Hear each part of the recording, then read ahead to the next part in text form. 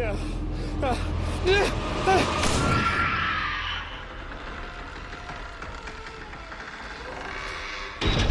Welcome to the My Haunt Life podcast. Hello and welcome to the My Haunt Life podcast. This is episode 17. I'm Mike. And I'm Russell. And we are going to start this off with such amazingly good news. Russell, I don't want to steal your thunder, so take it away. I finally solved the weird, cryptic, confusing birthday cipher that you gave me for my birthday. Let's just say it was sometime in the spring. And you did a Periscope video about it, right? Yes. As My Haunt Life, we did a Periscope video that night because I had let you know right before that I actually did have a solution, and we decided to do it that way. So I believe you were watching.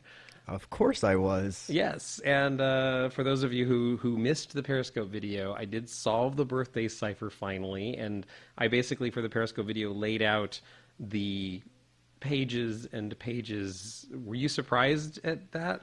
No. Yeah. I filled half a notepad with variations of trying to figure out the cipher and trying to figure out ways of doing it. So basically, it was me overthinking it most of the time. But when I finally got it, it was based on a keyboard, which you had planted something in the clue, which was, I admit your clue was extremely clever. I was like, thanks. Kudos to you, man. When I finally knew the solution, I do realize that you were correct in saying that I had everything I needed from the very start. It's just, I just didn't make the connections. I don't think, it was not the way I think. Right. And, I did have to get a couple clues from you. And after you gave me the I guess it would be the third clue, because you gave me a clue in the birthday card. That was the thing that it took me a couple of days, but I finally sort of got what you were looking at. And I realized that the main thing, you had given me a clue about homonyms, and I was using the wrong homonyms because the letters were in pairs. And one of the homonyms in the clue is to, TWO, to OO, TO. So that I became convinced that was the solution, and that is the wrong homonym. The homonym was board, and then you said that was the key, and I never placed key and board together because they're in the wrong order in the clue. So yeah, I just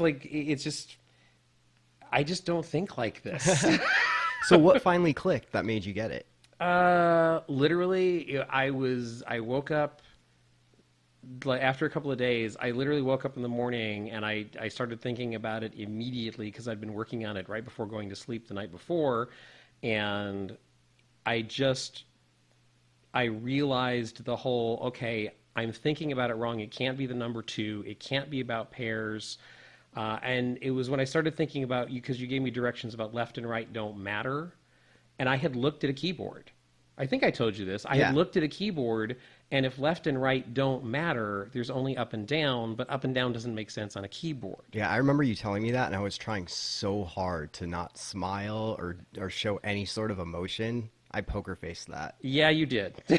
You did very well, because you did not let on that I was anywhere near the right thinking. But with that being said, inside I was screaming and wanted to just shake you and be like, you have it!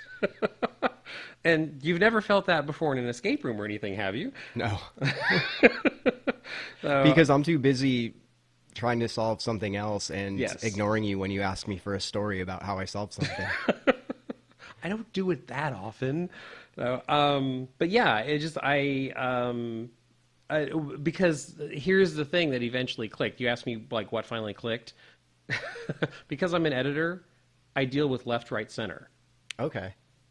And that's what clicked, is because I have a left speaker and a right speaker, and I have a center.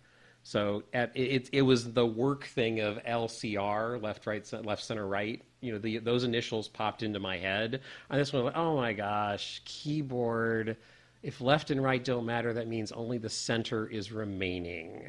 That's how it finally clicked. Nice. And while you're saying this, can you explain what the cipher was and how to solve it? And by the way, am I understanding that you didn't find this, that you created this?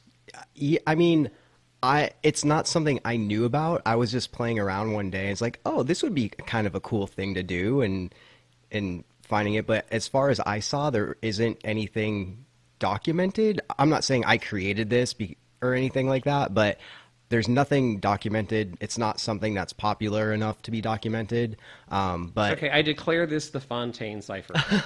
yes, I declare it. It's like it exists. It is in the universe. This is the Fontaine cipher. And the cipher is, if you look at a keyboard, the reason the clue said left and right don't matter is you choose two letters and your solution is the center of those two letters, which the pairs in the puzzle that Mike gave me are all pulled from a keyboard. And when I looked at the center letters and started to decipher it, for those of you who don't know the rest of the story, it spelled out basically that says, because it was supposed to lead me to a gift, it says, it's under the couch, surprise. So my gift has been literally in my own home. I have been sitting on my gift for a couple of months.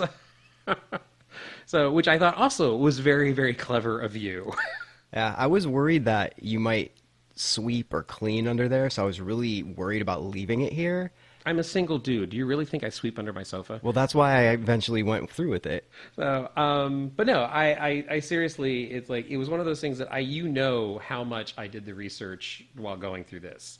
And the cool thing, I kept like texting or calling Mike every now and then. It's like, do you know about this? I don't want you to comment on it, but I discovered this cipher, and it was like, this is really, really cool, and it's really, really difficult. And I don't even think this is what you gave me, but I'm going to play with it for an hour or so.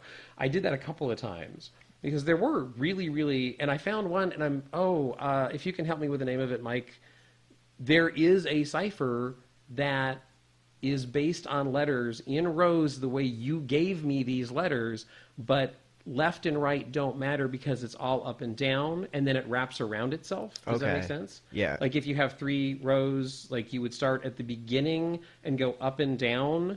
Kind of like what Alone's cipher was for a few puzzles ago. Where you had to count every... Like the way I did it was in columns. Yeah, it was in columns and going up and down every other. But you started part of the cipher at the beginning, and then the next word was from the end. But it was all done in columns rather than rows. And I thought, okay, that has to be it. And so I spent a lot of time doing that. And I did mislead myself, and you had to clarify this because you had given me what you thought was a pep talk. And I took as a clue, which was like, use what you have learned and seen. And so I spent probably the first 8 or 9 hours working on this, exploring stuff that we had done together. And then every time I realized that, I might be using, because you said very specifically that one word was a key. Ciphers have keys. And so I went back and tried all these different variations of the word. I also tried, you said, my center, find my center. So I went with my middle initial. My middle name is the key. The middle letter of Russell, which is S. The middle letter of my last name, which is T. I went through all of that. And eventually I figured it out after a couple of clues. But no, I say that, you know me, that at times I got frustrated, at times I got bored, at times I got angry. But it was not ever directed at you. It was always directed at me. Like there has to be something simpler. There has to be something simpler. And like, did you understand before now how I really don't get this stuff? I just took it as a general, I don't get it kind of thing. Not, I'm looking so into this and I'm trying 50 different things, like looking at different things and solutions and your middle initial and how you, like, just hearing you talk about it right now, I had no idea it went that deep. But do you see why I went that deep? Yeah, it makes sense. Yes. It makes total sense. But that's why, you kind of kid with me about, Russell, it's right in front of you. It's right in front of you. Why don't you see this? This is why I don't see it. It's like, this is my thought process of this. I just don't, like, you gave me a really clever clue and I missed it completely, and that's why I went down this road that literally, and I don't, I stopped keeping track of exactly how much time I was spending on it because I thought that would start making me feel bad. Right. or stupid or something. And I didn't need that because I wanted to have fun with it. And after it became frustrating and angering, it became fun again. So, and you did it by yourself. You didn't have anyone help you. You had a No, couple. believe me, people were trying to like, can you just show it to me? It's like, please, can I help? And I was like, no, you cannot. So I relied completely on your clues and my trying to figure out your clues. Like I completely wanted to be that and on my own. You know, I wish I didn't have to take the clues because that's me. But, you know, I also know that there's no shame in taking a clue. It just means that you need a little bit more information. Right. So, and also, like, seriously, like, dude, the fact that you did this, like, I sincerely appreciate this. Like, you know, and like, look, those of you who listen to the podcast, you know that I did something kind of intricate for Mike's birthday last year. So the fact that you did this sort of, like, I don't know, just like sincerely from the bottom of my heart, thank you. You're welcome. I just thought it would be fun.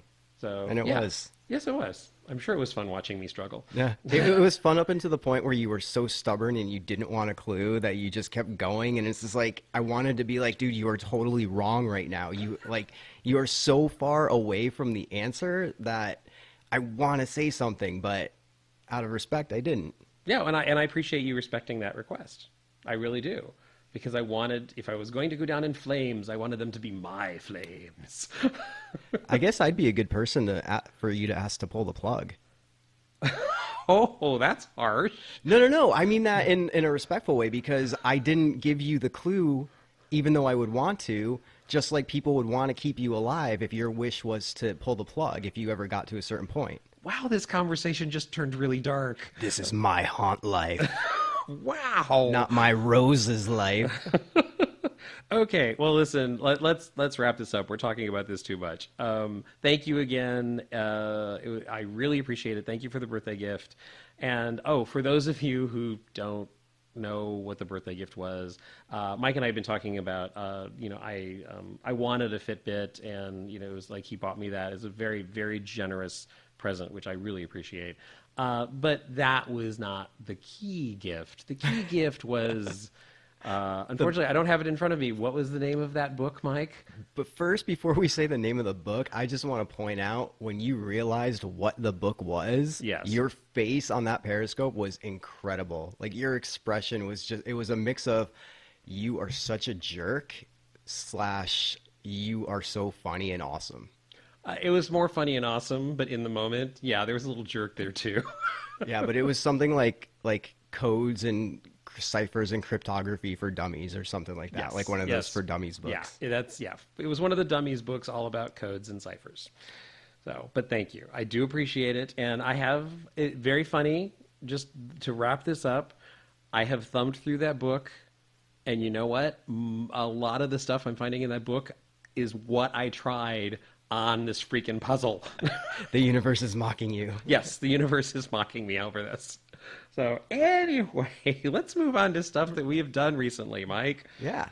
I went to do Johnny for the second time, Johnny the Shell, and you finally have done it. So we can finally talk about it. Yes. A little bit, I guess. A little bit, because it's still running. And it's ending this week, and you're actually going one more again. Yes, I plan to go one more time. For those of you who don't know what we're talking about, there is a theater company in Los Angeles called the Speakeasy Society, and they are doing a trilogy of shows based on the book Johnny Got His Gun by Dalton Trumbo.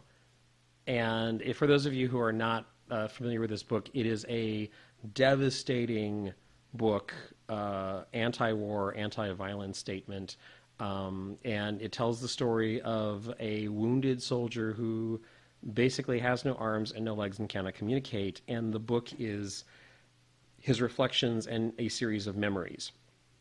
So the Speakeasy Society has created a trilogy. They're currently running their second part of it, and you basically enter the memories of Johnny, who is the wounded soldier. And the first part, you met some of the hometown folk, you met people that he had left behind, and you also met the people who were caring for him after he had been injured. In this installment, and again, Mike and I, you know from listening to this podcast, if you have before, we're very anti-spoiler, so we'll be talking around some stuff, but the basic concept of the show will not be a spoiler, and it indicates, I think, some of the grace and some of the coolness of the Speakeasy Society shows. When you enter the show, Mike, what did they call you? Johnny. Absolutely.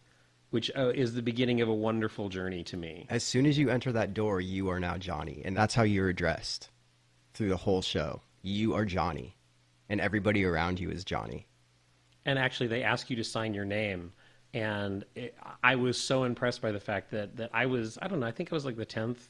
The audience numbers are very, very low. I think only a few more than 20 people per show.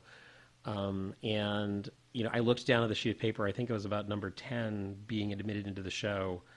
And everyone signed their name Johnny. Yeah, I did too. Yeah, it was awesome because like, oh, these people get it. This is going to be a fun night. And you go through this show. There are various paths to this show. Mike has gotten scenes that I know I haven't gotten. I bet I got scenes that Mike hasn't gotten.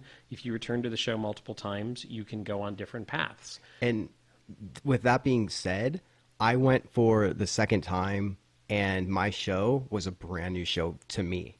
Did you have any repeat scenes? The only repeat scene is walking in and signing my name. Oh, wow. That's interesting. And obviously the beginning part. But as soon as they take you away, everything I went to was 100% different. Oh, that's interesting. Going a second time made scenes that I had seen the first time I went make a lot more sense. Oh, I bet. And you've never read the book, have you? No, not yet. Right. Okay. I have read the book. Oh, but it was. I had heard about the book in college, but a lot of people have to read it in school. Apparently, I never encountered that.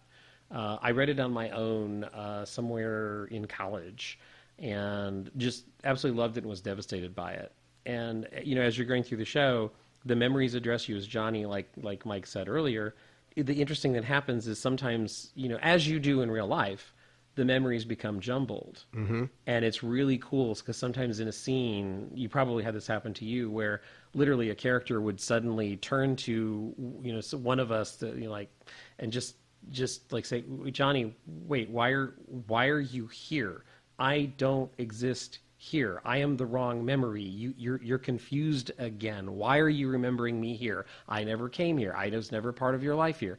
And then the scene will switch, and you'll realize that the person you, Johnny, is so confused that he's mixing people from different periods of his life. And so it's up to you to kind of interpret what information that you've just witnessed or been given applies to which area of his life. It's fascinating.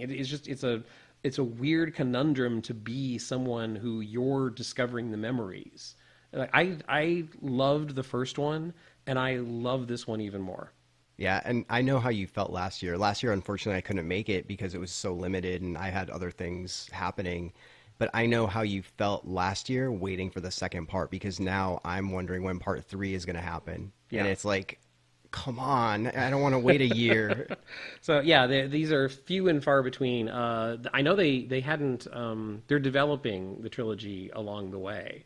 So, you know, I just thought this was just a totally fascinating experience, and I recommend the Speakeasy Society to anyone who likes immersive pieces. I've now done 4 shows that they have done, and I have loved every one of them. Like, Mike, I don't think you did the what was it called? The Further? Yes, that's it. Which had one of the most awesome beginnings of an immersive experience, which is where you go to a bar, and the instruction that you received by email was go to this bar at this time and find the person with a fern. And I walked into the bar, and there was a man sitting at the bar with a fern, like a little potted fern next to him. And I walked up to him, and, you know, I had said, "Nice fern, sir." I said, "Oh, you like my fern?" He said, "Is your name by chance Russell?" I said, "Yes, it is." And he said, "Oh, excellent. I was expecting you." And then he said, "Well, since you like my fern and you seem to respect my fern, I will trust you with my fern." And he gave me the plant, and that is how my show began. That's awesome. And somebody came and found me because I was holding the fern. It was such a cool beginning. It was so interesting. And also last year on the podcast, we talked about the Hollow. Yeah. Which was an immersive experience where you basically went to a town meeting and dinner, which you found out was a meeting of the residents of Sleepy Hollow. And you learned sort of the truth of the legends about the witches in the area and their rather famous legend of a headless horseman who may or may not exist. Yeah, I hope they do that again this year. It would be really cool if they did, because that was a really limited run. That was only a few nights. Yeah. And I think it was like on a Monday, Tuesday, and Wednesday or something. Yeah, it was the middle of the week, which is I know one of the reasons you couldn't go, because you'd already booked and also it was very close to Halloween. We recommend the Speakeasy Society. Yeah, and one thing, if you do go twice, the second time you go, make sure you email them and tell them that this is going to be your second deployment. I emailed them just in case, because I didn't want to get the same show. I don't think anybody that goes twice really wants that. But I emailed them, and they emailed me back right away asking what I remembered from my first deployment. I told them, and then I didn't hear back. So when I got there to check in, I told the man at the front, this is my second deployment. I had emailed you earlier. Do I need to do anything? And he told me, no, everything's good. We all know who you are. You're all set. And that just took me back. I was like, whoa, wait, what? You know who I am? You've studied me? Like, what? But whatever they do, how they do this, it worked, because I did not get one single repeat scene. And it was awesome. Incredible. Yeah, I like this theater company a lot. And for more information about Johnny the Shell and the Speakeasy Society, go to speakeasysociety.com, on Facebook, the Speakeasy Society, on Instagram, the Speakeasy SOC, and on Twitter, the Speakeasy SOC. Something else that we've done recently is we have gone back to Zombie Joe's Underground Theater, not specifically for a Zombie Joe show, though. It is a show that was presented by the Shine On Collective, which we've talked about a little bit recently, because they're also leading up to a show later this fall, which we've talked about. They had a small scene at Midsummer Scream. We'll also be talking to them soon, because they were also at Scarlet Convention. And this was a show called One of Us. It is presented at Zombie Joe's Underground Theater in North Hollywood, California. If you haven't been to Zombie Joe's, we highly recommend their shows. This particular show was... One of Us is, in case, for those of you who are not diehard horror fans, you may not recognize the phrase immediately, but One of Us is a well-known phrase from Todd Browning's film Freaks. And One of Us is the story of a series of sideshow performers, and you witness the show. You witness their acts, and along the way you get glimpses into the personal tragedies or pain that they have to deal with, either what brought them to the show where they are now, or things that they have to deal with on a daily basis. So far, the Shine On Collective shows have been immersive. This was the first one that they've done where it's an actual theater piece and you're sitting and watching. But there is a part of immersion. Just, it's not you that's immersed. It's around you. It's near you. There are elements of the show which sort of reach out beyond the stage. Right. But I loved it. Like, I love this. I love anything that has to do with a sideshow or a freak show, and seeing the different performers come out and their specialties, and hearing their trials and tribulations and their issues with the ringmaster and how he treats them. It's really, it makes you think, because there are sideshows, there are freak shows still going on, and you have to wonder, hopefully they're not all treated like this. Yeah, they're definitely a dying thing, but in this age of political correctness, it's hard to do that sort of performance. I really enjoyed the show a lot, and I agree with Mike. I just, ever since I was a kid, I've been fascinated by the circus and sideshow memorabilia and things like that. So it was definitely a world that I wanted to spend some time in. I really, really did enjoy the show a lot. Yeah, I kind of hope that there's a part 2 to this somehow. Oh, they're very easily, how do we say that? Because of the ending, there is absolutely potential of a sequel to this show, and I, for one, would sign up immediately to go. As would I. It was such a fun time, and it was a great night to spend out, and it was something different, and it was about something that we liked, and there aren't many things going on that have a circus or sideshow theme anymore. True. So the fact that they did this, and they right away, it brings you into that kind of atmosphere, because you're greeted by the ringmaster when you walk in, and you hear the circus music playing in the background. So already the experience has begun, and it was just such a fun time. Yeah, definitely recommend the show, and definitely recommend Zombie Joe's overall. As we said, Shine On Collective is the group putting on this show. If you want to know more about Shine On Collective, go to shineoncollective.com. On Facebook, look up the Shine On Collective. And on Twitter, look up Shine On Shows. And for Zombie Joe's Underground Theater, zombiejoes.com. Look up ZJU Theater on Facebook. On Instagram, you can find pictures and images from the Zombie Joe's productions at Zombie Joe's. And on Twitter, also look up Zombie Joe's. So that catches us up on things we've done since the last podcast, outside of Midsummer Scream and Scare LA, which we will be talking about Scare LA in a separate podcast. So that brings us to... Say it, Mike. Say it. The tension experience. Since the last podcast, the first thing that happened was you and Morgan got calls. Yes, we did. The character known as... She's not a character. She's Okay. a real girl. Okay, Addison. Addison called Morgan and called me. When we left off with the tension experience, something very violent had just happened. Mike, do you want to recap that briefly? Thanks. Your girl kills my girl, and you want me to talk about it. I'm trying to hide a smile. That's Whatever. horrible. Wow. I see where you stand now. I'm so sorry. Whatever. I'm sorry. It's not funny. Really. I'm sorry. Don't turn your back on me.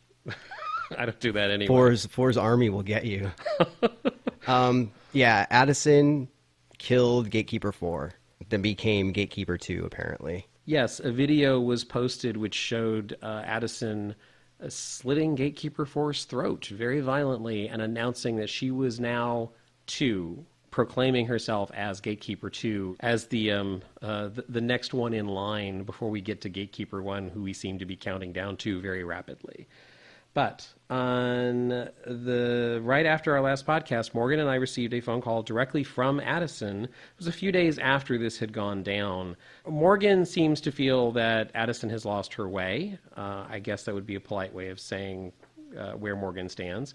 And Addison reached out to him basically saying that she was sorry that he had made the choices he had made and offering to lead him through the darkness to the light and hoping that he would follow her. I got a different phone call. Addison called me, and I got to admit, there was a tone in her voice I really hadn't heard. Addison has called me a couple of times, and very usually I get 1 or 2 sentence phone calls. Basically, she checks in and lets me know how she's doing, it seems. Not that we're close friends or anything, but... And you still called her a character after that. I'm sorry. I'm sorry to everyone. I'm sorry to Addison. But there was a tone in her voice that was more confident than, and it actually took me a moment. I think I told you, Mike, after this happened, that I said at first I didn't recognize her voice. And I said, is this Addison? And this is the key thing from the phone call with me. She immediately said to me, "Don't say my name." And I think that was one of the first affirmations in the community of, seriously, I am no longer Addison, I am 2. Right.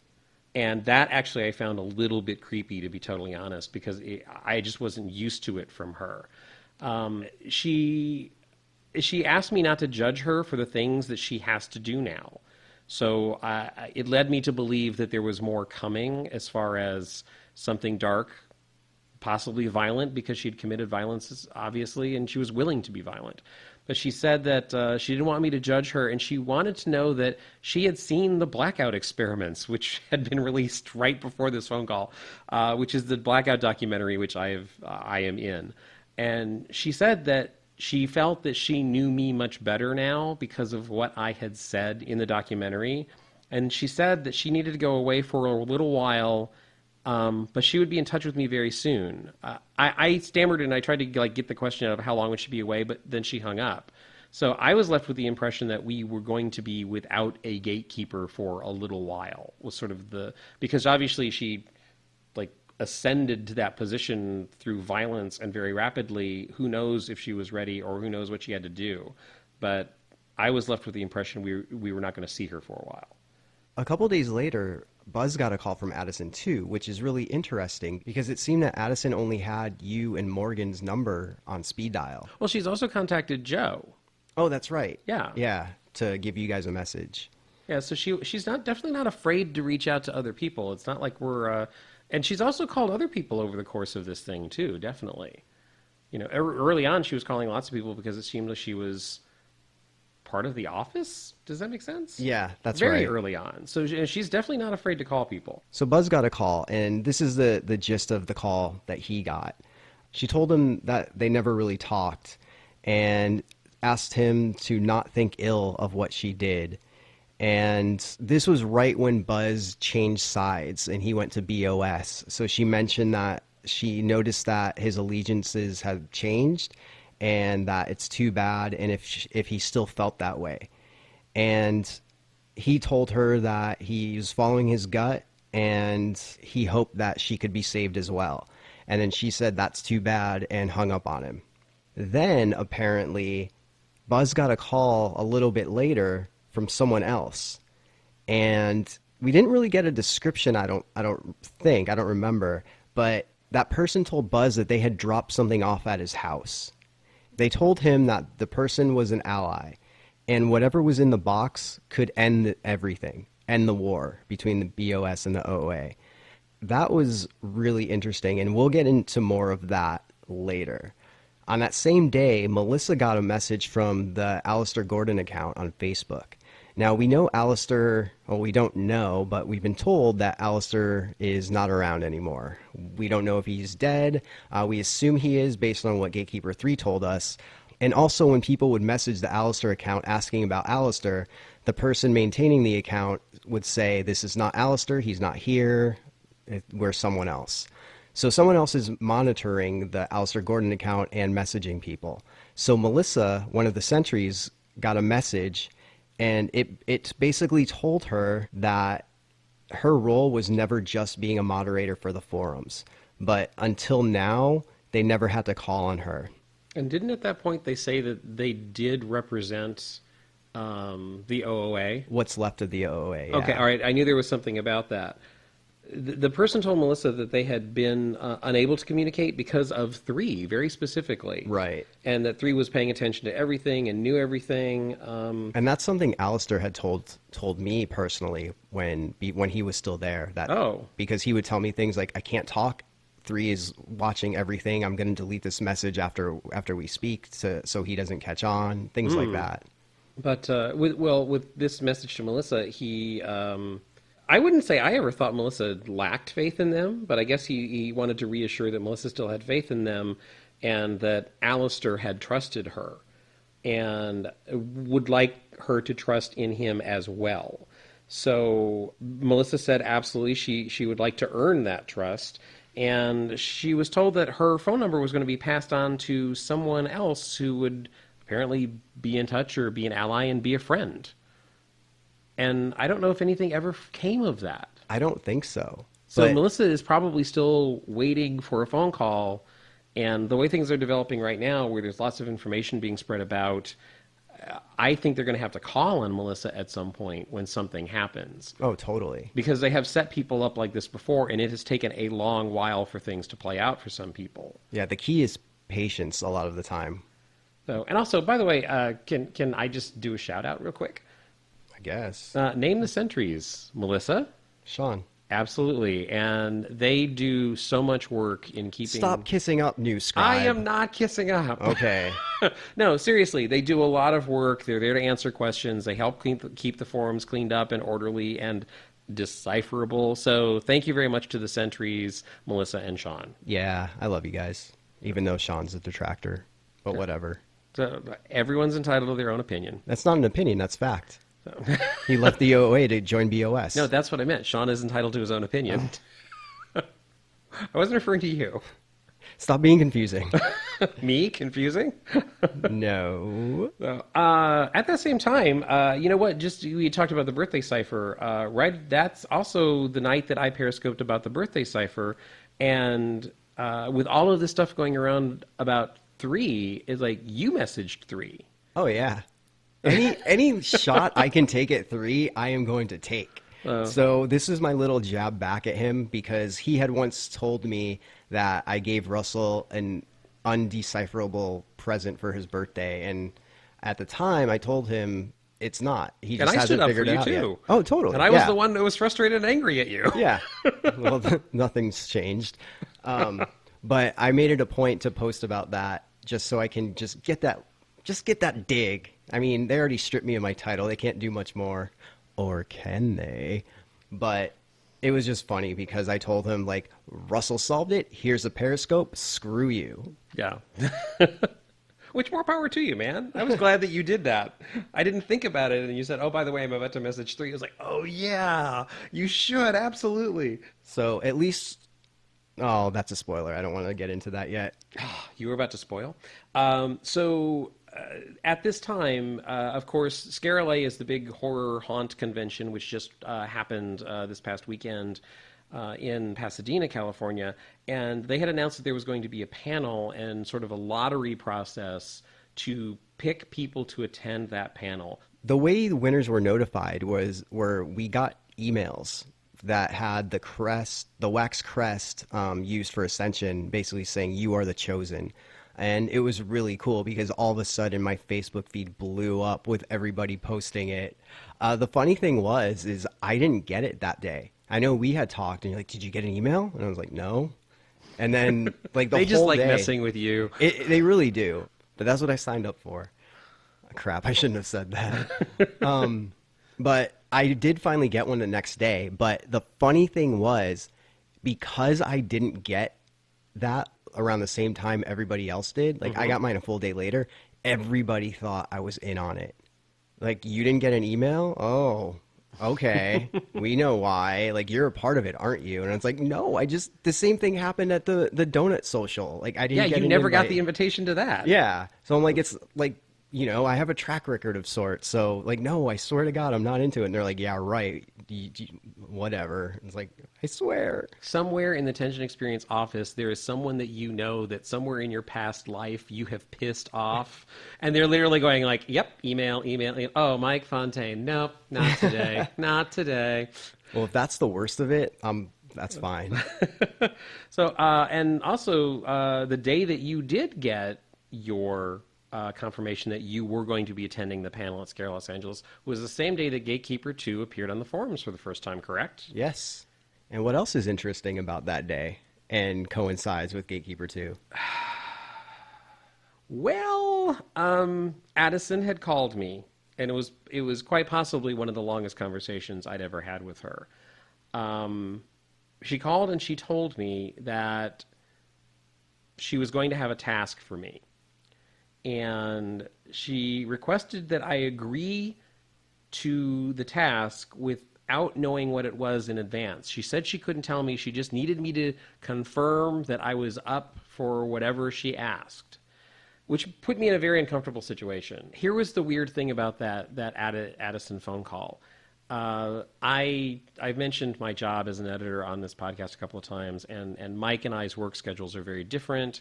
Mike helps me with information a lot because I have meetings constantly during the day. So Addison called me and said, you're going to have this task, and she said, something's going to appear on the forum and you need to respond. And I felt horrible, but I had to say, you're calling me at 2 p.m. I have a business meeting that is scheduled to last from 2 p.m. until 10 p.m. And I cannot access personal information in this meeting.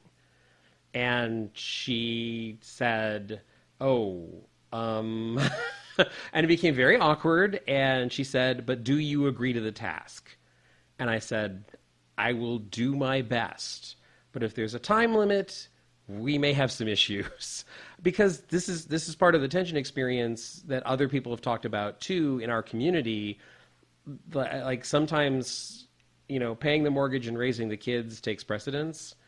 And this was one of those times when they called me at literally the worst moment they could have called me. And I felt horrible, but I did agree to the task. Well, nothing got posted on the forum. I don't know if I told you this, Mike, but I got a private email not long after that. Okay. And it was like 15 minutes later, I think. and they said, can you just confirm that you can see the forum and make a response? I didn't get that email until 8 hours later. Oh, because you were already in the meeting? Because I was already in the meeting. Oh, and man. and I'm not joking, that meeting lasted from beyond 10 p.m. that night. So just the nature of what I do sometimes. Because I remember talking to you because that was a Friday night. Yeah. And then the next day was Midsummer Scream. So Right. we had to get up early. And I remember you freaking out because I'm going to be here forever. And Yeah, and you know, they had reached out to me, and I had to say no. But what happened was, then something did appear on Gatekeeper 2's forum post, and yeah, on Sunday. yeah, on And Sunday. So let's set the setting. Let's set the tone. Wake up. It's about, what, like 7:30, 8 in the morning. Yep. Groggy, having breakfast.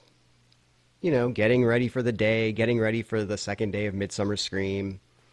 I was sleeping on a friend's couch because it was closer than driving an hour home. And a post appears.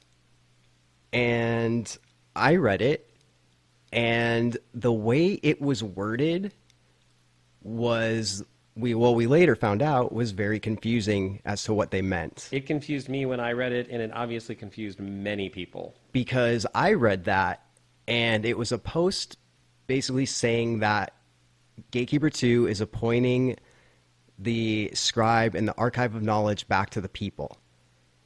I took that as I was being appointed back as scribe. Then I made a reply and said that, basically saying, thank you, you know, that's cool.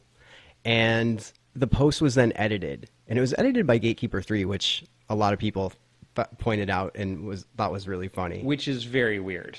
And the post was edited, and Russell, you want to take this part?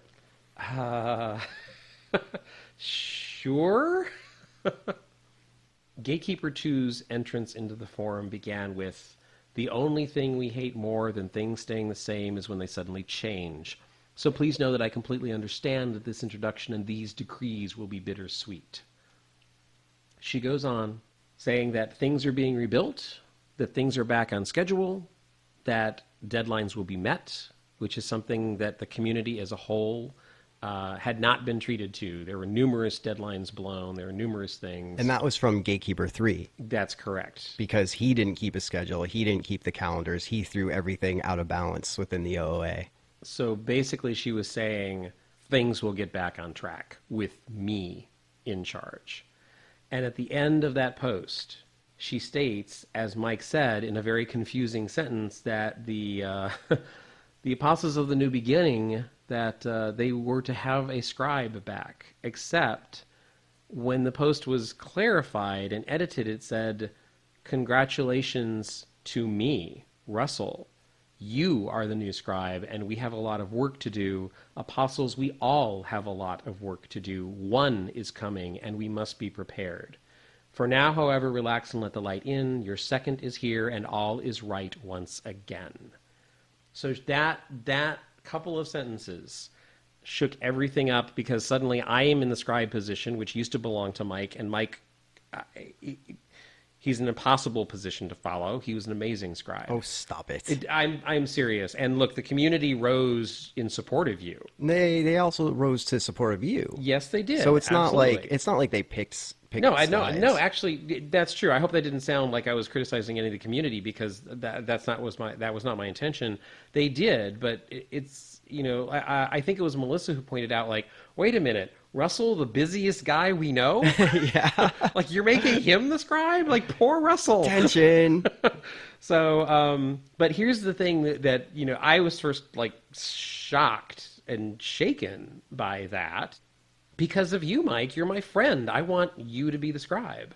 However, I responded to the forum slightly later. I let the community sort of react, and then I said, I understand why 2 couldn't reinstate you to that position, because of your obvious, I think allegiance might be too strong a word, but your affection, your... I'd say allegiance over affection. Oh, really? Yeah. Okay. All right. Allegiance to Gatekeeper 4. Because this is how I think of it. if you were an Oilers fan back in the day, we were talking about hockey, and you love Wayne, no, seriously, you love Wayne Gretzky. Yes. When he went to the Kings, a lot of people became Kings fans because of him and him alone. That's the way I felt about Gatekeeper 4. Like, if she went somewhere else, I would follow her based on her, not the organization or anything. Okay. That makes perfect sense. Yeah. And I think it would have been weird for 2 to make you scribe again. I would have been fine with it. She just didn't want me to have power to get her to avenge. You know what? There might be some truth in that, to be totally honest, because you're such a vocal advocate of 4 and her ways. And look, I have a great deal of affection for 4 as well, but I saw the writing on the wall. I was one of the people who firmly believed Addison was going to become Gatekeeper too. Right. So, but to me, the most interesting thing about that post is that we all have a lot of work to do. One is coming, and we must be prepared. So here's the thing. To me, the position of scribe did not seem like a task. And Mike, I was told that I had a task coming. Right. So it didn't quite make sense. So the one thing, and a couple people privately contacted me and said, well, what does this mean? Have you been given any instructions? Do you know what you're supposed to do? Like, how is this changing everything? And look, I've said this on the podcast before. I'm a firm believer that if the tension experience works, it works partially because of the community. And we have people chronicling the events. We have people commenting constantly. That's what makes this community strong. So the last thing I wanted was if I was named scribe, I did not want any of that to stop, because that means basically people would be sort of cut out of a process. And that worried me. So I went on the forum and I said, look, those of you who chronicle. Those of you who update. Those of you who create art, because that is a form of chronicle. Right. And that's what a good boss does. No work and lets everyone else do it. So, and also, look, you know my schedule, my work schedule. I was worried that things were going to be expected of me that I would fail at because of my profession, my career. So I had huge mixed emotions about all of this, and Mike, you know this. Oh yeah. Yeah. And that's what was fun for me, because if they stripped me and then gave you the scribe, at least I can have some fun with you. And you did. So you were asking me like just questions like, what did you do and stuff like that. And then I replied, of course, as always, your path is your path. Yes. And then I would say funny things like, don't expect me to ghost scribe for you, and things like that. Which actually was a great quote, by the way. That made me laugh out loud when you sent that. But of course, in my typical Mike ways, I had to poke Gatekeeper 2 a little bit by throwing out that I know exactly what she's doing, and if she's trying to cause anything between us, it's not going to work. No, it's like, and also some of the community wondered that very publicly too. Oh yeah, lots of people theorized that. And look, there is no wedge to be driven. You will let me flounder and go down in flames. Pull the plug. I would do that for you. So you will let me do that, but you would do it from a place of support. Like seriously, dude, like this is up to you. Like figure it out. Oh yeah, and I've been saying that to you since day one. Yes, absolutely you have. And I always, because I've never been immersed in a world like this or an event that lasts this long. I've never done an ARG. I've done immersive theater pieces that last for multiple hours.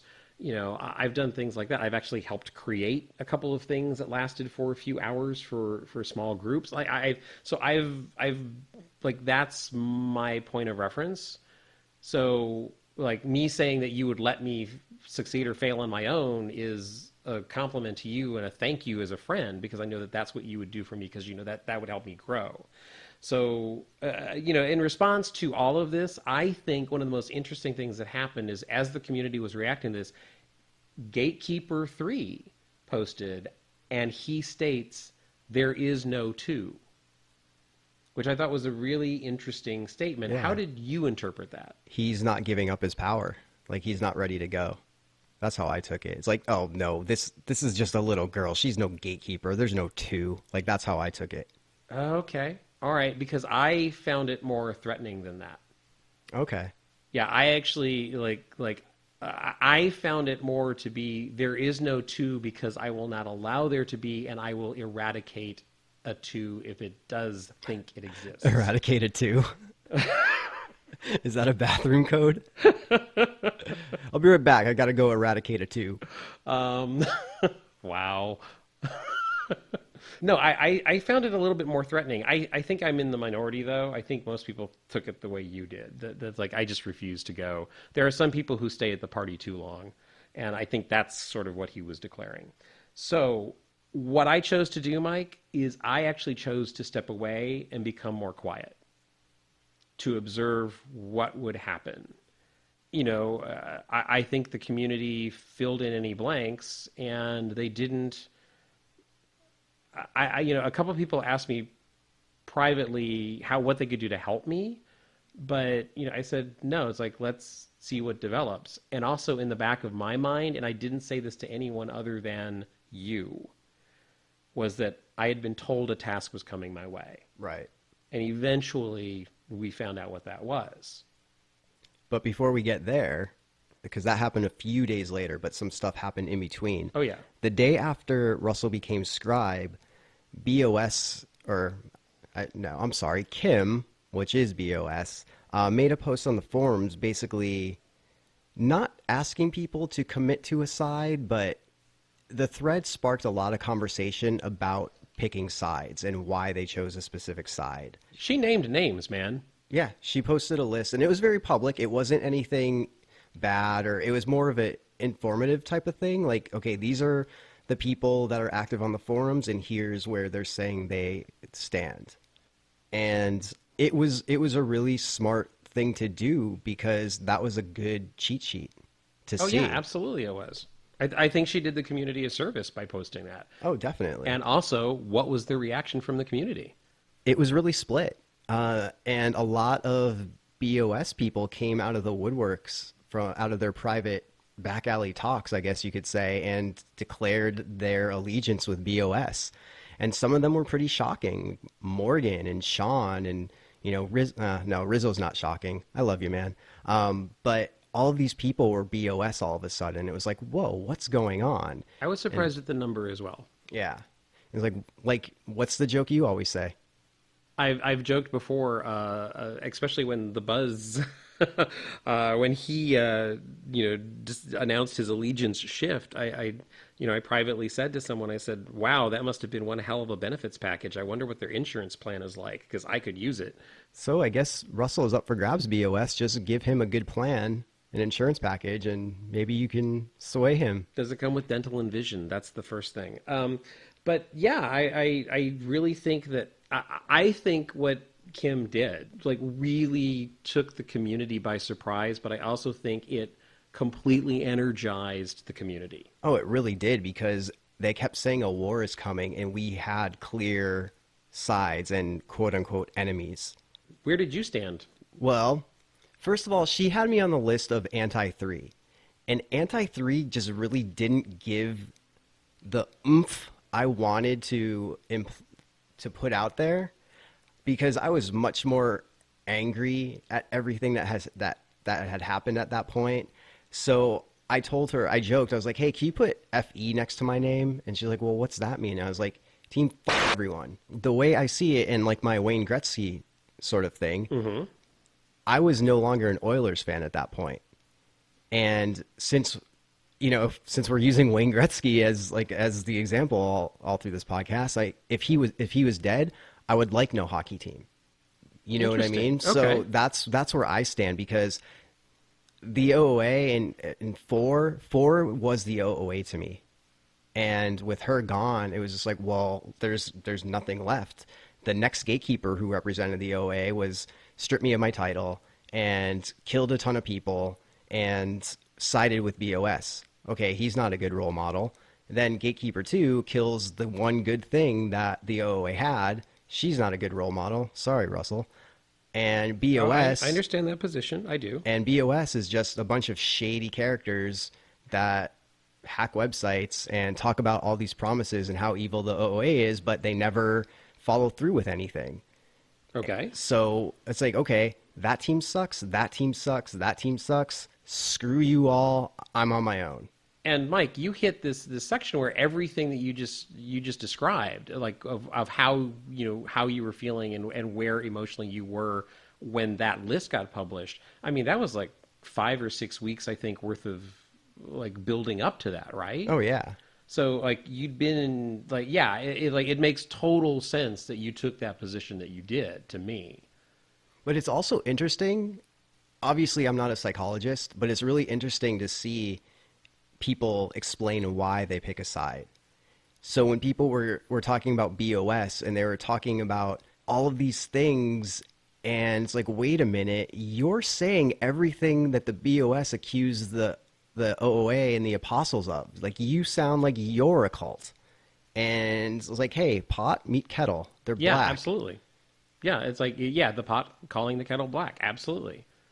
So that was a fun day. It was a very interesting day. But I say that jokingly, but it really was. It was really fun. It was because every time, if you go to the forums and you click on activity, you can see in real time when someone makes a post. So whenever there was a load newest coming up and you click that, it's like, oh, who's next? You know, and you start rubbing your hands together. It's like, whose side are they on? And I basically didn't have to, because, of everything with Addison, it was very clear. I was surprised a little bit.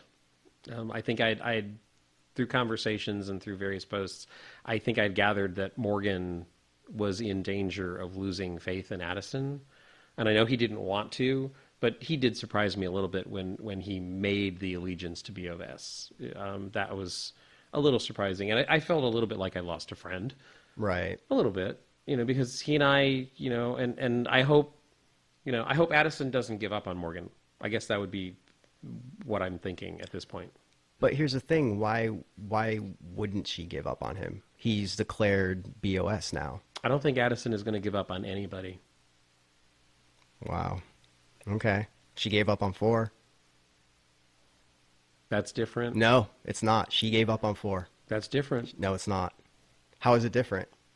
Because 4 was a force that had to be dealt with. No. And dealt with extremely. Proof. Where is it? I have none. no proof. All right, then. I have a belief. I have faith in Addison. And so do people that think God is real. Just saying. So you're saying God is a character? Yeah, definitely. He's a fictional character. Okay. We probably just lost a lot of people that like religion now, but... Send those emails to mike@myhauntlife.com. Well, after that exciting day, Regent 7 appeared on the forums and spoke directly to Max, who on the forums is known as Reed V. Now, Regent 7 very specifically stated that Max was about to come into something, specifically come into something involving power and knowledge, and that it was up to him whether or not that was going to be made public. So after Max publicly stated that he got that call and that he would be given power and knowledge, apparently everybody tried to recruit him and get him on their side. And here's the interesting thing. BOS, or Kimberly came on, who represented the BOS, came on the forums and said that she knew what that gift was before Max did. So here's another thing against the BOS. I'm not really anti-BOS. I just like to point out things about them that contradict a lot and make people think. So no hard feelings, Sentinel.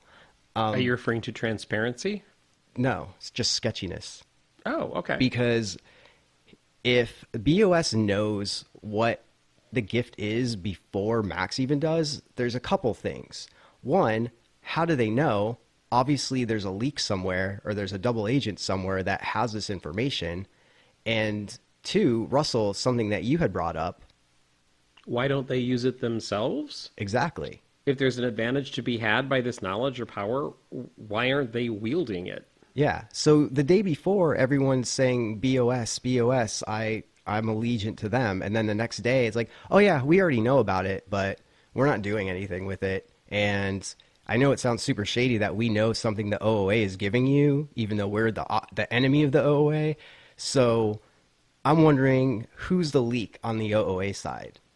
Is it Regent 7 because he's the one who talked to Max? Is it someone else? Like, there's a leak somewhere. We need to plug it.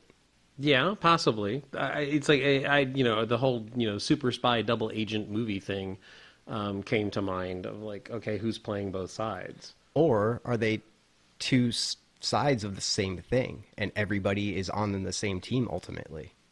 That would be interesting. I can't wrap my head around that right now. Think about that for later. So the Jeopardy theme was just playing in my head.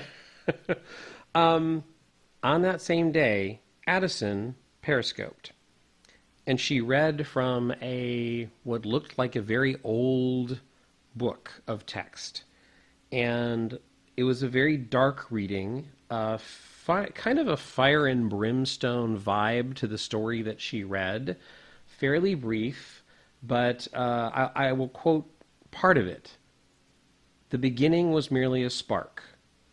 The one who could see realized that the spark should be a flame. He took it into his heart. He let it grow. It burned and consumed him until he no longer knew who he was. Eventually, he could hold it no longer, let it completely destroy him. With no other choice, he opened his mouth and unleashed that spark, now a great and terrible flame, unto the world. It burned with a glory that was previously unfathomable. The fire was knowledge, and the fire was power, and it engulfed nearly all our realm, sending darkness back into the hearts of the weak and small men. So that is the beginning of a story of this fire that was consumed. At the end, the last few lines say, the spark that was once a flame, and now the light indeed had a name, but first he anointed himself. Quote, you are the first counted, and the last from the final, and I am Anak. In OOA, A stands for Anak. So this is apparently a text which is the Book of Anak, which is the history, it is lessons to be learned. Mike, do you think this is the alternate Bible for this universe? Yeah. The book of teachings, the quote unquote Bible of that quote unquote religion or whatever this is that we're involved in. Right. And it's something that, this is not jumping ahead too badly, but Addison over the next several days keeps returning to Periscope, and she keeps sharing snippets of this book with us. And at times they are parables, they are lessons to be learned. Some of them quite confusing. Some of them obviously moral tales, fables that lessons can be gained from. So this is the first introduction that we've like been read to like this from this book. So this was interesting stuff, and we didn't know exactly what to make of it. But it definitely comes into play in the future because they keep returning to it and expressing that there's stuff that we need to learn from these teachings. Well, and the other thing that you haven't mentioned yet is it was dark when that periscope happened. It was dark outside, and it was only 5:30 Pacific time. Right, which, of course, the community immediately started to theorize on. Yeah, was it a stage? Was she in Europe? Things like that. What do you feel about that? I think she's in Europe somewhere. And why Europe? Because, jumping ahead, that's what would make sense as opposed, like, for it to be that time frame. Because I think, like, England is, like, 8 hours ahead of us or something like that. So 5:30, that's 3:30 because I know someone had posted, like, oh, this is obviously pre-recorded. And I'm like, well, no, not necessarily. Yeah. Periscope is usually done live.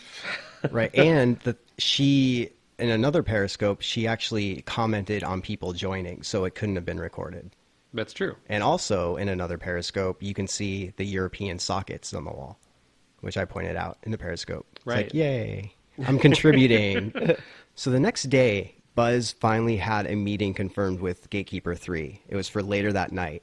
He had been trying to get 3's attention. He finally got it, and they finally decided on a day. And that day was that day. It was August 3rd. Later that day, after Gatekeeper 3 announced confirmed his meeting with Buzz, 3 asked for someone to help him, someone on 3's side. Sean got nominated, and he didn't know what he was supposed to do, but he had to be around. And luckily, you didn't have to be in LA to help. So what happened was, later that night, a Periscope happened from the Tension Experience. And it was from the Tension Experience account, but it was Sean who was controlling it. And what he did is he took his phone, put it up to a computer monitor, and basically periscoped what was happening on a video that was sent to him. On the video, it looked like one of those security cameras or like a nanny cam or something from the room where Buzz was about to meet 3. So Buzz walks in. He's led in by someone because he has a red hood on his head. And the hood gets taken off, sits down, and then 3 comes in.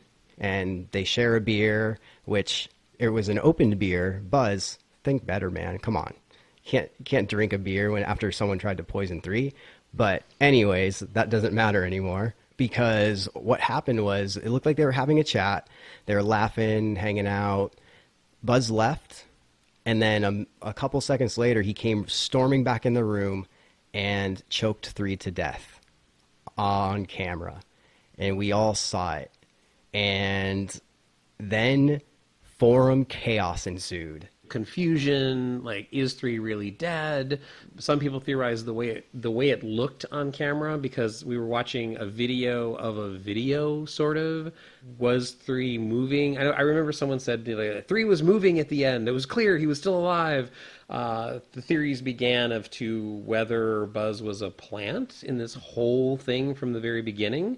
People didn't understand if Buzz had acted on his own. Like, there was a lot of confusion and a lot of theories flying around very quickly over the origin of the video, where the video was taken, why we never learned the contents of the box. Right, and the box was a different box than the picture Buzz posted. That's true. You had pointed that out on the forums. I'd forgotten that. Thank you for reminding me.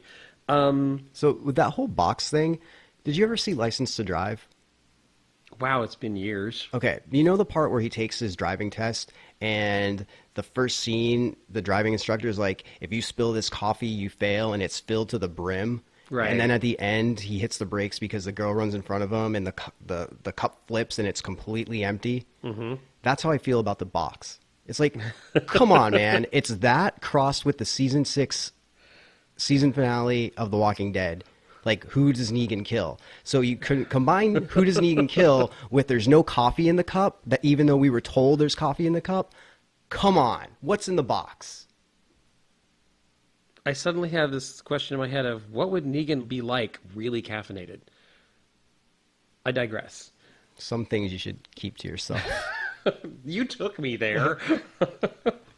Yes, we never learned what was in the box because the video cut out when 3 was supposedly just strangled. To death. Theoretically. Allegedly to death. So you may be wondering how a BOS member killed 3. Well, there's the funny part, because the next day, Buzz made it seem that he was never part of BOS, and that he declared his allegiance to BOS to gain the trust of 3. He was a part of BOS, but then after he did that, BOS publicly said that he is not a part of them anymore, and they do not condone his actions, which I thought was pretty interesting. So this whole time, Buzz and Andrew were in on this little ruse, and now who knows who can trust what anybody says anymore after that. So this started a very interesting series of events. Numerous people were extremely disturbed by this video for a variety of reasons. One, a participant attacked what appeared to be a character in an experience. And apparently, the Tension Experience received several emails, is my impression, I don't know how many, from people who expressed the concern of what precedence does this set? There are so many people in this community who are joining every day. What are the new people to think? is this a situation where they think if they do have a personal interaction that they have permission to touch, perhaps even attack someone that they meet? That's a really dangerous precedence to set. So, and I think, to be totally honest, some of the concern came from people who are performers or people who work in the film industry, because there are many of those people who are participating in the tension experience. Personally, Mike, I sent an email where I didn't actually express an opinion in the email I sent. What I didn't know is I didn't know how many people. Somebody had said somebody else was sending an email, so I got it like third person, that they had expressed this concern. So what I did is I just sent an email to the tension experience and said, look, you need to know that this conversation is going on. Like, I'm breaking the wall here a bit, but like, you need to be aware that there's an upset which involves the safety of people. Because, you know me, Mike, I'm all about safety from, the haunt experience that I have and the theater experience I have. So, I just sent, I didn't offer an opinion. I just said, you just need to know that, there's this conversation going on. And apparently other people had sent emails. Yeah, I had mixed feelings. I to be totally honest, I didn't take it to quite the extreme that I think some people did. I didn't think it all the way through, because I just thought it was a weird choice, for lack of a better word, let's say plot choice, as far as storyline goes. See, I completely disagree with you. Like, I thought that was amazing, and I think it's ridiculous that people got so butthurt over it. Because we have this experience that we are all involved in, and there's a chance for one of us to be a major part of this and actually do something that affects the story. That's incredible. No one does that. Like, you can't go to like a haunted house and be like, hey, for your friend's walkthrough, you get to be a zombie. That doesn't happen, and this is what it was. Like, you get to be a star for a day, which is like so many people would love. And especially if you're this invested in tension, to kill a gatekeeper, that's incredible. Like, that's amazing to me. And, you mentioned that people sent emails and you had sent one. Like, I sent one as well, and I sent a praise email because it was incredible. And I told them basically everything I just said, because it's just because I felt like they were getting a lot of negative emails, because you and I had spoke, and and I needed to let them know that not everybody feels that way. Which is, I hadn't, like I said, didn't have as strong a reaction as some people did, which is why in my email I didn't express an opinion very deliberately. But I raised the concern because I felt they needed to know that the concern had been raised. Mike, I don't know if you realize this, but do you realize that I 100% agree with you? No, not at all. Okay, here's the sticky part for me. I agree with you, and I have, in a couple of personal interactions, and I'm thinking all the way back to, Jenna, that character, I played the role. Right. I played the innocent, and I questioned her, and I demanded that she provide the evidence she said that she was going to provide me, and she failed. Like, she didn't convince me. But here's the thing. And in the hotel room, I listened to that story, and then I came out, and when the OOA contacted me and said, hey, sorry, something went wrong, I fought for my case of, look, I was hijacked. Like, I played it to the hilt. Right. With multiple, emails, for lack of a better phrase, in character. So I agree with you that it is awesome. I think this is the glitch. This is the first time on a big scale that it happened in the tension experience, and it happened with an extreme act of violence. And I think that's called the glitch. Tension experience. No, here's the thing.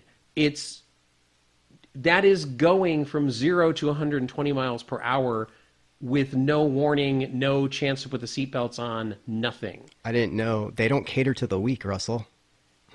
But you have to understand that they did something so completely out of character of anything that has been set up so far. That's not out of character at all. I disagree with you. I disagree the with you. The way it was handled, the way it was done. And look, I agree with you, Mike. It was freaking awesome. It was what a wonderful opportunity. What an interesting development. But I have to play devil's advocate and say that I just think it took so many people by surprise because nothing with the personal interactions, nothing with the one-on-one scenes that we have been exposed to so far took that sort of turn except the video where Gatekeeper 4 met her end, but the participant was only a witness, not a participant in the act of violence. But that participant could have killed 3. Granted, not with her hands, but that's an act of violence. Yes, and absolutely. My point is, it's called the tension experience, not the puppy dog experience, which the puppy dog experience would be amazing, by the way. But they shouldn't have to cater to us to be like, okay, guys, so by the way, there's going to be some murders happening. Just want to let you know.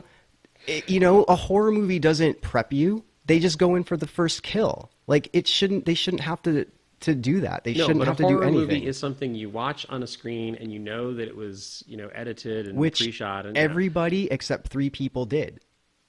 Buzz the Stranger and 3. We all watched it on the screen. How is that any different? Because we know him? Yes, because we know him. So if Buzz is in a movie tomorrow, it's not different? This was presented as something which looked spontaneous. And look, I am in agreement with you. Oh, I know. I just think that it's the technical aspect of how they swung this curveball was sort of, wow, that was a poorly formed metaphor. I think because, yes, we should have been prepared by the meeting where we first met 3. And people seem to forget or seem to discount that, like, oh, that was something sort of passive. That was a poisoning. So therefore it doesn't count. And also the outcome of that was a sort of a betrayal and a double cross. Right. But it could have gone the other way. It was never presented that way. There's always choices. Yes. Just like I'm sure Buzz could have had a choice to not kill 3. Right, which, to be totally honest, if I were presented with that choice, I'm not sure how I would react. I would be utterly fascinated with the choice. Absolutely. But going back to some of the complaints were like that you had mentioned, people thinking they can put their hands on an actor, which if you think that, you probably shouldn't be doing anything immersive or going through haunted houses. Also, I'd like to give Tension some credit because they do their research on us. Yes. I'm sure that they know. It's like, oh, we probably shouldn't have this person doing this because they might think it's real or anything like that. Because going back to your meeting with Jenna, if that meeting with Jenna happened after the Buzz meeting and you didn't get answers, you wouldn't jump across the chessboard to strangle her. Absolutely. You know what I mean? Yeah. So it's not like I can understand where people are coming from, but I don't see it happening. Interesting. And I completely see your point. Yes, I do. Also, look, I will be, and I stated this publicly on the forums. I am someone who has been attacked in a haunt. And, that person had to be removed. That person entered a room and luckily declared that he was about to attack. It's like, I know there's a real person hiding. I am going to find them and I am going to get them. So I had enough time to brace, and luckily he only landed a couple of blows. But that happened to me. And yes, absolutely, he should not be walking through haunted houses. See, and that sucks that happened, and I'm not trying to discount it anyway, but I feel it's apples and oranges. Like going through a haunted house where people get triggered by being caught off guard is totally different from seeing something and then having something go haywire in your brain to make you think that that's okay to do to fictional characters. Look, we have so much time and effort invested in the tension experience. I do not want the tension experience to start pulling punches over this. Oh, definitely. And I mean, I have said that. I've stated that publicly on the forums. I mean, I want him to go darker. I think whatever they have planned will be plenty dark because they keep telling us it will be.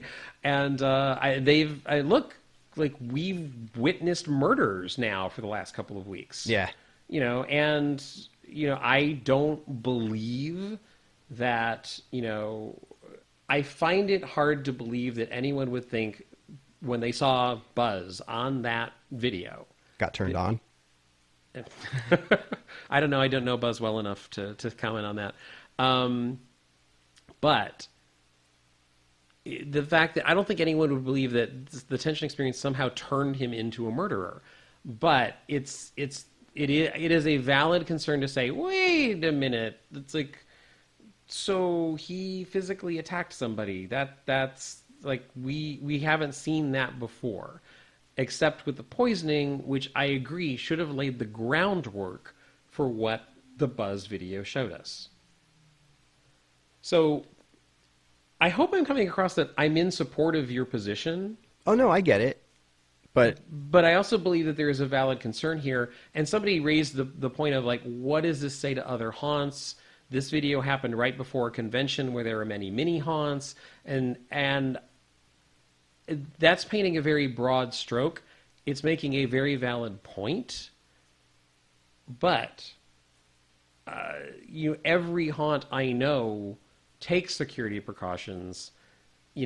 However, like we know one of the best known haunts in the country who had to cancel shows over insurance concerns. We have so that is a bigger industry business conversation. And it is 100% valid to have. It is 100% valid that this instance, this thing that happened inside the tension experience starts that conversation. However, I don't want it to drastically water down the tension experience because whatever this is that we are participating in is very unique. Nobody has ever tried anything quite like it before. And I think whatever this experiment is deserves the right to play out, to succeed, or possibly fail on its own merit. So, with that being said, yes, participants, use your common sense, proceed with caution, play safe. If you do have personal interactions, don't be stupid, I think is the key thing here. And just in case that didn't help you, there is a post by Ellis Gordon, the creator behind Tension, on the forums, and he came in because of all the complaints to basically give you a rundown of everything that went on behind the scenes about what happened with Buzz, how Buzz was chosen, the training that happened, things like that. So we got a peek behind the curtain. I hope it doesn't happen. It shouldn't have to, but when there's that many concerns and complaints, I think it has to sometimes. And also, even that post caused some controversy because a couple people reached out to me and asked me how I felt about it. And some people felt that post was a bit condescending and that it belittled the concern. And I can certainly see that viewpoint. And the first time I read it, I actually felt that. Not to the degree some other people felt. But I think it goes back to the message, people don't be stupid. Tension needs to take this seriously and needs to take the concerns of the participants seriously because they keep saying, we're creating this. So if we have these concerns as a community, they need to be at least listened to and acknowledged and taken seriously. And I think some people felt that the Ellis Gordon post didn't take them serious enough. Now, the follow-up posts to that, I think, helped clarify if they're listening, which hopefully they are. So, speaking of death, getting back on point. Wow. Nice segue. There's a theory that gatekeepers die at this point because we saw it happen with 4 and now 3. Can I be honest? Yeah. Your post about this topic is one of my favorite things that has happened in forum. Why? Because you posted like, oh yeah, there's this theory that like, because every gatekeeper we've known has met a violent end so far. Except 5. Right. But in the post where you brought that up, you seem to have this realization as you were writing the post. And by the end it was like, and of course we don't know about 5. Oh wait, not knowing about 5 may actually confirm the theory. Well, because there were theories that 5 became Overseer, which 3 supposedly killed. So that's why. No, 5's dead. I have to go with the theory that the gatekeepers meet tragic ends. Can't wait for the next one then. Yeah, it's like that was a horrible realization actually when I started reading that theory on the forums, because like look, Addison has become 2. She has risen to the position of Gatekeeper 2. So I don't want to see that. I don't want to witness that. Oh, I hope you're the one that has to do it. I know that's a jerk thing for me to say, but look, I like in character. Yeah, I totally understand that position, and to witness that, it's like, Mike, you and I both have like, you more I think with Gatekeeper 4, and like Morgan and and I know Joe and Kim and Melissa. Like and look, I'm just naming the first ones that come to my mind. I know there's numerous others. We all have an emotional investment in this thing called the tension experience, and we seem to be invested in different areas, which I think is why it became so fascinating when that list came out of BOS, OOA, who do you stand for? Because that brought the emotions to the forefront. right. So I think we're all emotionally invested in different areas with different people. I know someone who, completely wanted Tom to become a major character. Oh. Because think about the ramifications of that. The father, Oh yeah. Supposed. Addison's father. Supposed. Sorry, Hey. I firmly believe Tom is her dad. Okay. Even though she doesn't. Moving on. Don't get me started. You're turning red and you have your fists clenched right now. It's like, don't even get me started about that. No, but somebody said like, oh, I wanted Tom, after he broke into the mixer and tried to save his daughter. What a harrowing thing to witness, and like somebody wanted that to come back they wanted to know, and Tom of course does briefly come back at one point. So like we all have our little own emotional investments. That's mine. It's like that's because that is the one that spoke to me first. I don't know if it's because of the story of the way she came out to California. I don't know but for me, that's what got me triggered and really pulled me in emotionally deeper than I ever had before that.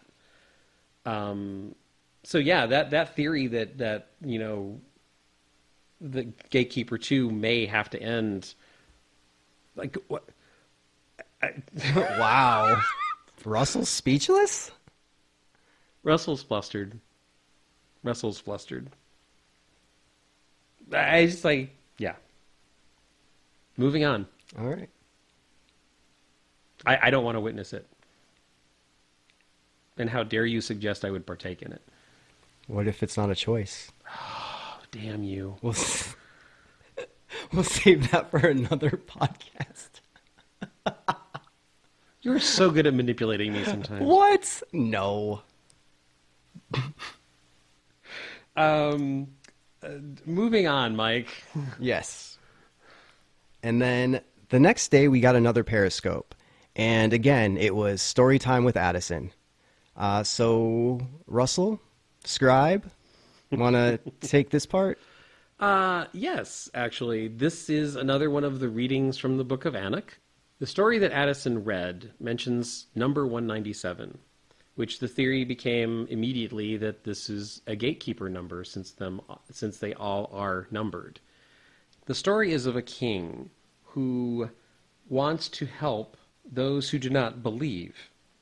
So, 197, who is apparently gatekeeper, gave the king the words, replied with the words that were told from Anak's voice. They were Anak's wisdom. So the king went out and gave this gift, the gift of Anak's voice, to his people. And he told his people what he had been told by the Gatekeeper. And he apparently made it seem as if this wisdom came from within him and did not give credit to Anak. And somebody reported back to 197 that the king had done this. And the response was, well, did the people listen? And the response was, yes, the people did. So that's fine. Because it's not the messenger that is important, it is the message. And that was the lesson told in that particular Addison Periscope. Now, how that translates to the current story, well, there are numerous interpretations. One of them being that perhaps it doesn't matter whose side you are on. It matters what words you choose to place faith in, which is a very interesting concept in this world where you're talking about churches, accusations of cults, what you place faith in. What words do you choose to believe? In your own life, what words do you choose to believe? If you're going to take it as a parable, if you're going to take it as a lesson to be learned, as a story to be pondered, there's a lot of meat there in that one. The next day after that Periscope, there was yet another Periscope of Addison providing us with a reading. This reading spoke about sheltering those who do listen to the words and making someone a sentry. So what this seems to be doing is, as the pages of this book are being read to us, we are learning more about the structure, the history, whatever is the Church of Anak is slowly being unfolded before us. I received a call from Addison the same day as that last Periscope. She wanted to discuss with me the task which she had assigned, or was going to assign and clarify. She'd warned me that there was a task, and she requested that I go onto the forums and I offer my interpretation of the lessons. And I have begun doing that. Again, I think that the position of scribe is not the position that Mike was given, and I think Addison reaffirmed that with the phone call that she gave to me. And I think simply my job now is to interpret, and whether that's the stories from the Book of Anak, perhaps, if that's something else is coming up that I'm supposed to interpret, that may be it. But that seems to be my task for now. And of course, because it's the tension experience, she gave me absolutely no clue as to how to proceed. Because it's your path. It's my path. That is correct. So what I am doing, and you know, Mike, we haven't had a chance to really talk about this, but you know, I am going to choose to comment where I can and where I feel like I do have something to offer. And you know, I've done that actually a couple of times today.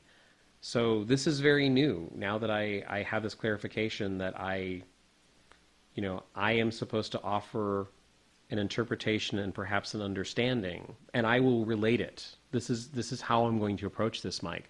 I am going to relate it to what we are going through now. I do not see this as a history lesson. I do not see this as the past. I see this as a guidance for where we are now in this moment. That is how I am going to do my best for the community. And Lord knows it's going to be a challenge for me because of everything pulling at my time. And but I will do my best. That's all I can say. And just remember that she asked for your interpretation. So Correct. If people are not happy with your interpretation, fuck them. Thank you for saying that. It has to be said because you and I have talked and, you know, people are like, no, you're doing this wrong. And it's like, no, screw you. I'm doing it the way I want to do it. I'm interpreting it the way I want to interpret it. Yeah, because actually there have been people, you know, in the tension experience who have told me on numerous occasions that I'm somehow playing the game wrong. Yeah. So have fun with all these edits, but fuck them. Okay. And I say that out of love to you. Thank you. I know that comes from love. Yeah. So I appreciate that, Mike. Okay. Yeah, that wraps it up. Or does it? Because after that, Periscope was Scare LA. But we're not going to talk about Scare LA right now. We're not. We're going to put that on the Scare LA specific podcast. So Tune in next week. No, Tune in as quickly as Russell can edit these. yeah. So we're going to talk about that. I guess that one is going to be the Scarily exclusive tension experience. So listen to that podcast. And we should also say that we've got lots of stuff to talk about Scare LA. Like we did Midsummer Scream, we're going to try to do a really quick wrap up of all the things that we hit. And wow, like we definitely have some stuff to share. yeah. So with that being said, if you want more information on the tension experience, go to thetensionexperience.com. On Facebook, The Tension Experience. Instagram, _tension_experience, or on Twitter, _tension_exp. And if you'd like more information on us, you can email us at mike@myhauntlife or russell@myhauntlife with 2 S's and 2 L's. You can go to myhauntlife.com or find us on Facebook at myhauntlife and also on Twitter at myhauntlife. So once again, I'm Mike. And I'm Russell. And thanks for listening. You giving people static? That's off there. That won't go in. No, that's what she said. Oh.